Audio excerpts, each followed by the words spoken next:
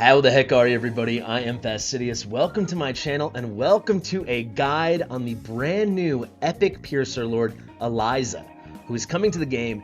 And let me tell you, you probably saw in the thumbnail of this video, she is a frickin' cheat code for Gear Raid 3. I'm sure I will do other showcases of her in the future because she's going to be good in a lot of content. She's just straight up better than Luneria for kind of everything, except for where you happen to specifically need a Piercer Lord and magic single target DPS. Everything else, it's going to be all Eliza. She is amazing. I will make a quick disclaimer. For 19, she is an ultimate, holy crap, it's too easy cheat code. For 20, she's just a normal cheat code. For 21, it still takes a build, as you're going to see in this video, especially if you want her kind of soloing on doing a lot of stuff by herself, but she still absolutely works for 21. She's absolutely incredible. She frees up a spot on your roster by fulfilling two roles at once, which honestly, it cannot be understated how important that is. And if you bring better on the boss DPS than I do, which is like, yes, it's a good Idril build, and yes, it is a good Sargok build, but neither are great. And then instead of bringing like an Arrogance, as you're going to see, I'm bringing an Absent in the middle, because why not? Let's put Absent in the mix without making all those concessions for like a weird content creator guide as I am doing here.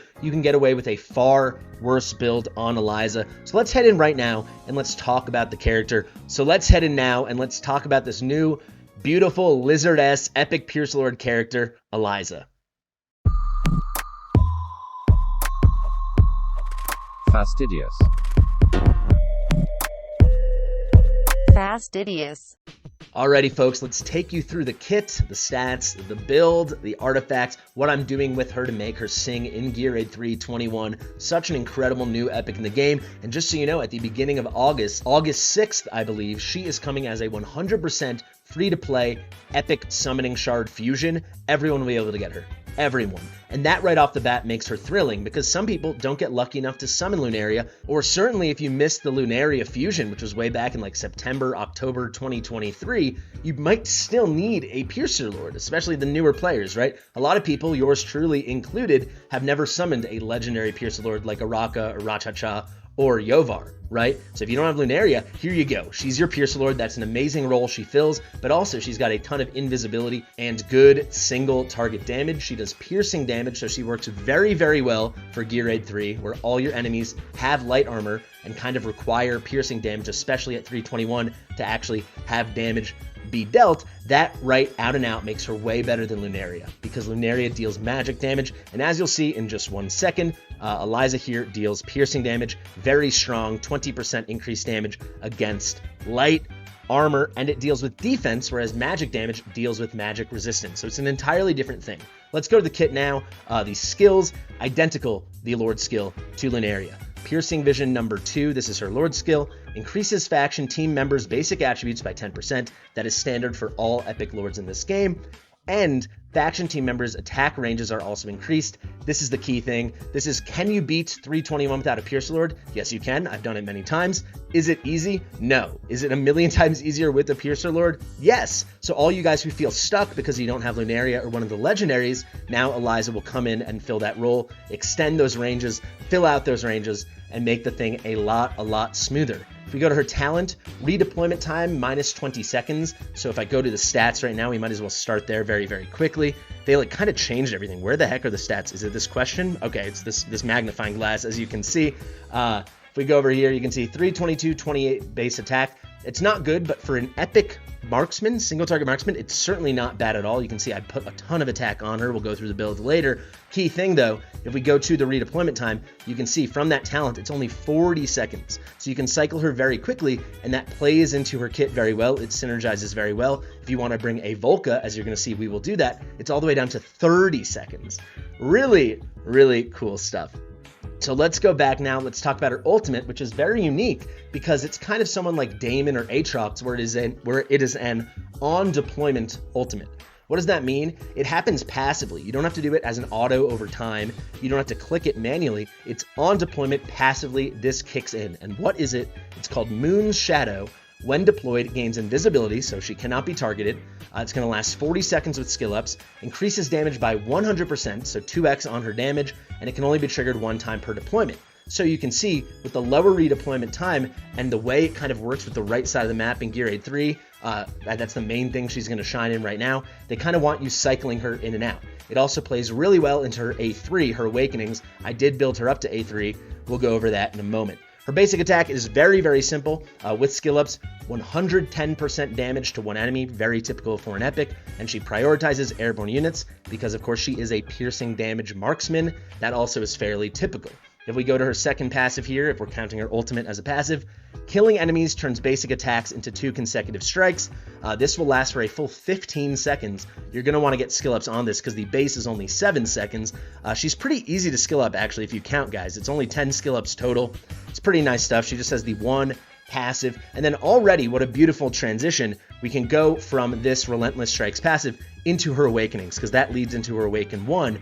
At Awaken 1, killing enemies now turns basic attacks into triple hitters. So instead of double hitters after getting a kill, it is now triple hitters, and it lasts for 15 seconds. That's pretty sweet. So now every hit is actually a triple hit, each of them still worth 110% damage, so it's 330% damage total that is happening over those 3 hits. Let's do the remaining awakenings. So the A2 is plus 200 base attack.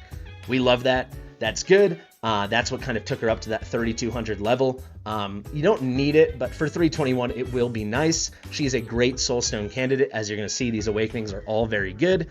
The A3 now increases damage to airborne units by 10%, and that's everyone in Gear Aid 3 and a lot of the Piercer heavy content you're going to bring her into as a Lord. So with each deployment, her damage to those airborne units is increased by 10%. So with her initial deployment already, that counts. That's a 1.1x multiplier boost.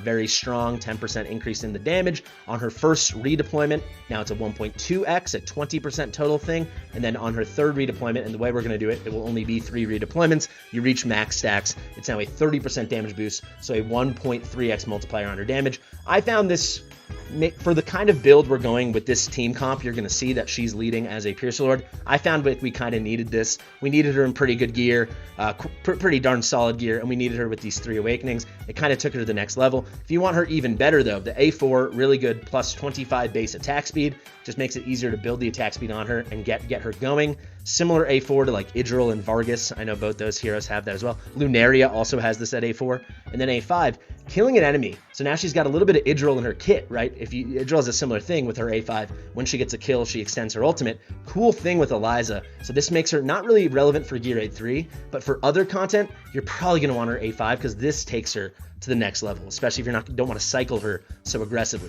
So the way it stands now with full skill ups, her ultimate lasts for 40 seconds. Now, killing enemies during that ultimate, which is any time in the 40 seconds after you deploy her each time, it's going to extend the ultimate duration on that kill by 10 seconds, can trigger up to twice per deployment.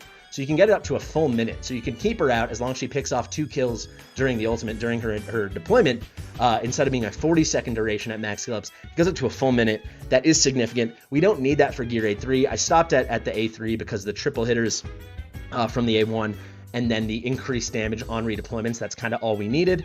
But yeah, that is going to be Eliza's kit. Let me show you how I built her. We'll do all the other hero builds very quickly at the end. Basically, I want to show you her build, her artifact. I want to get into battle, get it done, and then we'll wrap it up with everyone else's builds. You can have a quick peek now. You can see nice build as well on Idril, and then wherever Sargok. Those are our main DPS. Where is Sargok? Jesus Christ, there's so many heroes on. Sorry, mind my language. So many heroes. And there's Sargok. Lots of Infernal Roar. I know people might be frustrated, like, oh, you need to farm the higher stages to get Infernal Roar. For 19 and 20, when I tested it, we absolutely did not need these top sets. I found it was important to bring them for 21 because I really wanted to highlight her, and this was the best way to do it. All right, can I find her again? Let's see. So the build on Eliza, you can see I went heavy on attack. She's out of Dolores range, so we wanted attack bonus on all our right side gear. So here's an Infernal Roar bangle. Also, mind my Ancients. They sent us such good gear, like thousands and thousands of pieces of Ancient gear to the test server. I kind of could only keep the best. I spent like the first 45 minutes clearing out gear so I could even attempt the gear raids. I tried not to make the stats too good, but obviously it is a nice build. So attack bonus, attack bonus, attack bonus. Also looking for flat attack when I could get it. Here, flat attack and attack bonus, and then a nice attack bonus roll. I mean, I'm not saying this gear is bad at all. It is definitely good. Like I said, if you ran like a Silas or you ran a stronger build on Idril or something, you could get away with a lot less. So we're up towards almost 15,000 attack. You can see a 1.3 second interval. It'd be cool to get that faster. The A4 would help, but it's all right. Crit damage just over 300,000. 300%. It's a pretty nice build. It's not optimal. I'd say getting her to like 400 attack speed, getting this down to like a 1.1 second attack control or 1.0. Maybe this is slight overkill on the attack, but this is the gear I had. I'm doing the best I can. It's still a great build. We ran her in a maxed out Spirit Siphon. Again, you could get away with a lot less. Do her in like an Idril's Gaze, or even another great epic option, legendary option would be the Broken Nightmare. Even not at max promotion, this works really well. This is what we chose though. Spirit Siphon, why not? What a great piece. And that is going to be our Eliza. She's coming in at 71,000, almost exactly 71,000 BP. She's a good hero. She's a very interesting looking little, I don't know, anyone know what kind of, is she like a salamander? I don't know. Is this like Salazar adjacent? I'm not sure. Cool looking hero. If anyone knows her lore already, let me know. Otherwise, I'll look it up in the future. Let's head into the battle. I'll tell you right off the bat, if we don't get the roll with Dolores, I'm just going to start over. So if we don't get her initial rage regen, I'll just start over. First thing we'll do is place Dallin. Dallin is completely stripped. She's not wearing any gear except for a +0 gear rapidity set for the -1 cost. Now we place Dolores, who's in an Invig set. Now she places Invig on Dallin. This guarantees Invig cannot land on Dallin because she's already wearing it. I don't know what's going on with blue stacks. So this thing on 2x. Next thing we'll do, we'll put Sargok in what I call the Silas spot, like the main DPS on the boss spot. We'll get that going down. Get our cursor over the 2x button. We're going to throw this on 1x. I want to trigger Dolores as soon as... We're getting into like a little Gear Raid 3 guide. As soon as I can, I want to trigger Dolores. There we go. Now I will do Idril and then Laurel. We'll pick up Laurel. Let's get Idril, and now we're off to the races. We can throw this on 2x. Now we're just keeping an eye. After she runs out of her ultimate, Dolores, we need to see if we get that +300. Quick thing we're going to do also, I'm just going to drop Eliza and then pick her back up. So now the next time I redeploy her, right, instead of being a 1.1x boost on her damage, it will be 1.2.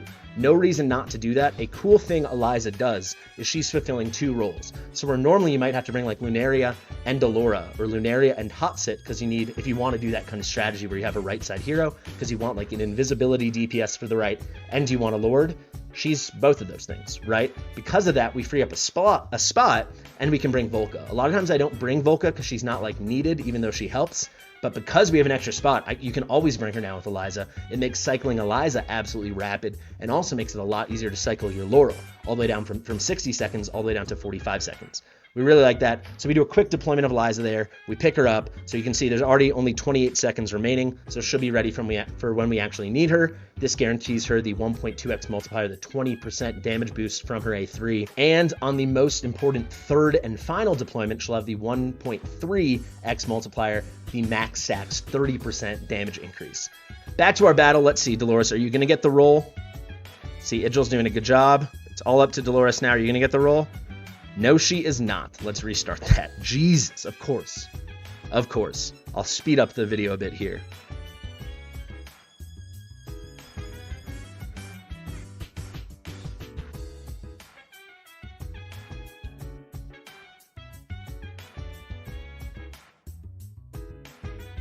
All right, so there you go, guys. You saw I did Eliza exactly at the right time. That at that moment, it allows us to just kill that one on the right faster. Now Idril can get her focus in the middle faster, so that's another thing if you really want to min-max it, which some of you probably are going to want to do, especially if you're watching this in the future and you already have Eliza.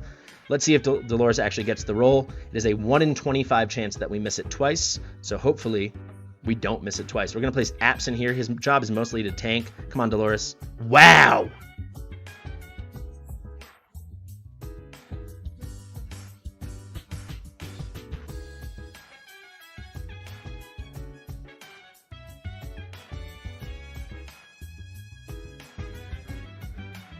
All right, so there you go. You saw the Eliza deployment again. To miss this again would be a 1 in 125 chance, 1/5 to the third.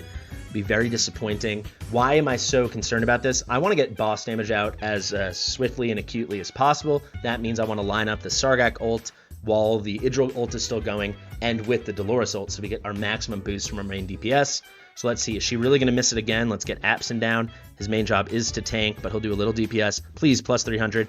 What the heck? I've restarted 3 times.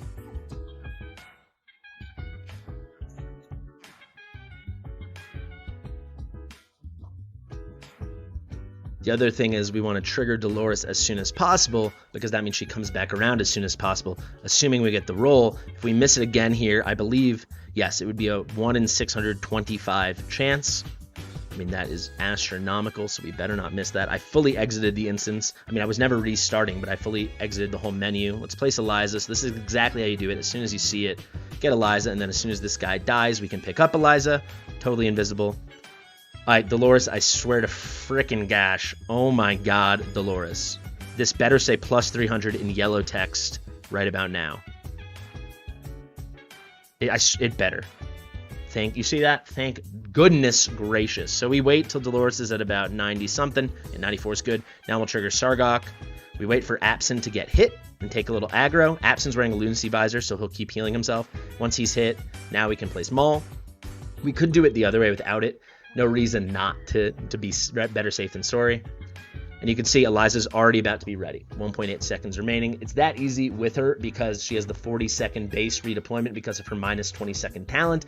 And we're running Volca. Very easy to cycle her. Get these early deployments done. So we wait. As soon as we can, we are going to drop Hollow. Don't really need Hollow for this at all, by the way, guys. If you can build a tanky Autumn, quite frankly, that might even be better. We wait. Let's wait for this one. Yeah, there we go. That's the trigger from Dallin. You just saw we got all that cost. Now we drop Laurel. Now we pick up Laurel. Throw this thing on 2x. We're going to wait for Idril here. Sorry, guys, we're just focusing. Now we go down our lines of the ultimates. Let's go. All of these are going to be boosting Idril, right? Sargok's a little bit behind, but we should be fine. You can see lots of damage on the boss. Let me actually just pause it. It's hard to see with this test server little disclaimer thing here. You know what? Let's put this on the bottom for now. You can see they got this stupid thing on BlueStacks on the test server, this white thing, but you can see we're at 45% damage, so I'll let it so you guys can see that. That's pretty important, isn't it? Now we trigger Sargok slightly late, but we're good to go. And as soon as we see that purple, pink, red line, we drop Eliza. Remember, she'll be invisible for 40 seconds, so we're A-okay. Let's trigger Maul. Let's 1x this. Let's pick up Dallin. Now we get Laurel going. As soon as we get this trigger from Dolores. Let's go. Let's pick up Laurel. And you can see Eliza's doing pretty solid damage up there, and that's literally all we need from her. Once we get this first kill, we'll hit our triple hits, and we'll be good. Let's kill the boss right now. Perfect. As soon as the boss dies, we can pick up Sargok, pick up Absin. Now it's the Idril and Eliza show. I'll move it over so you can really see.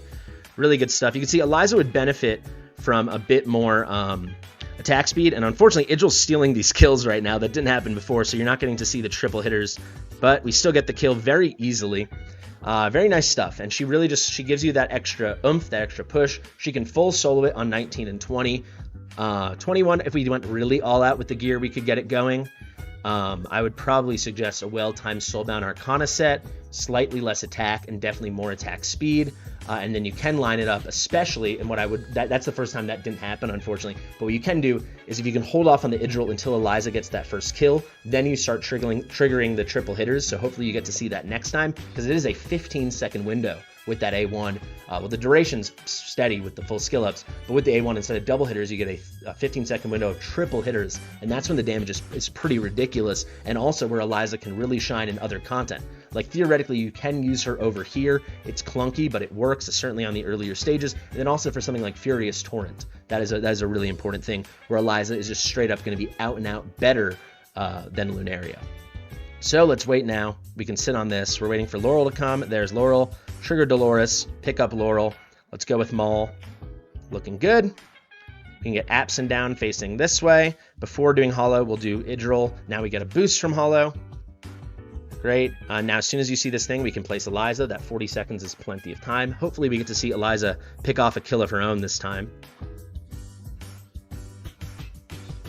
We can go with Maul. Help clean that up.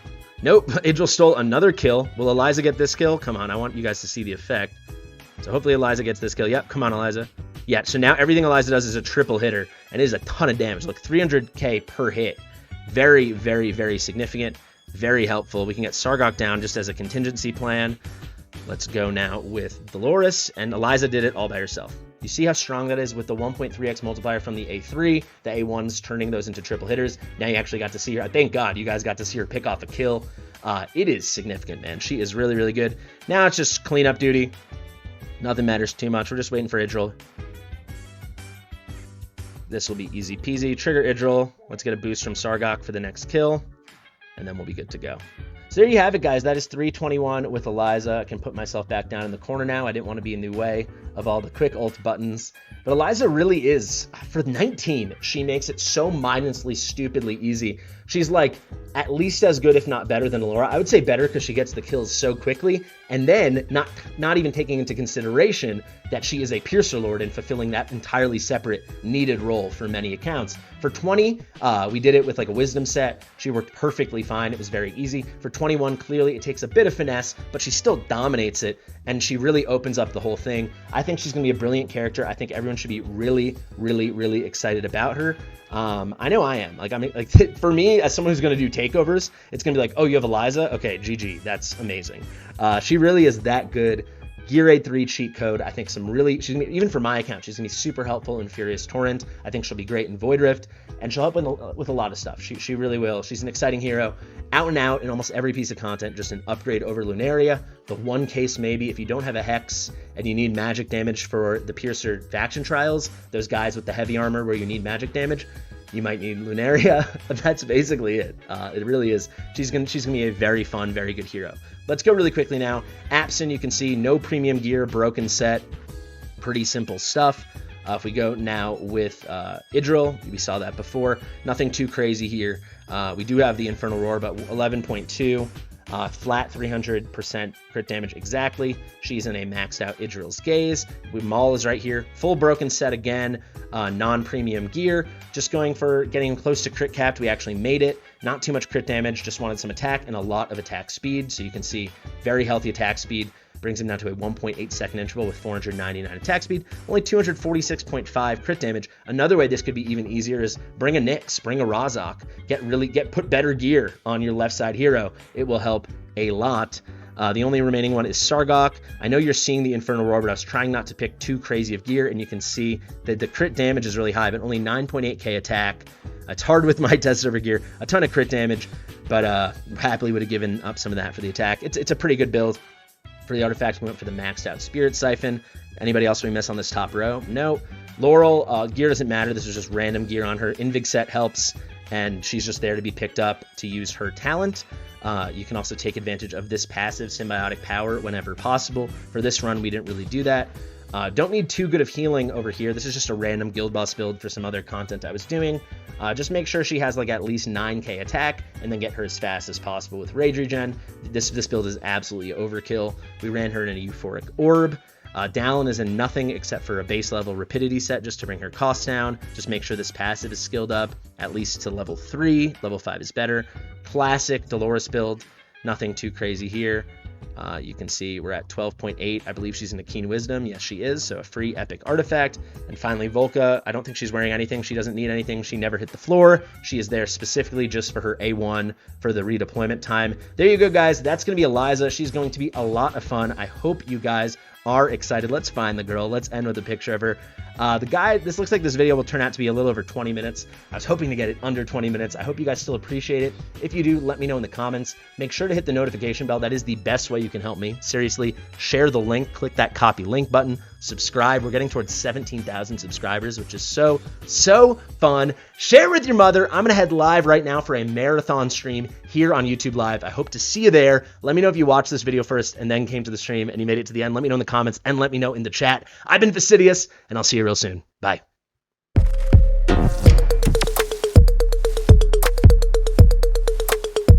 Fastidious.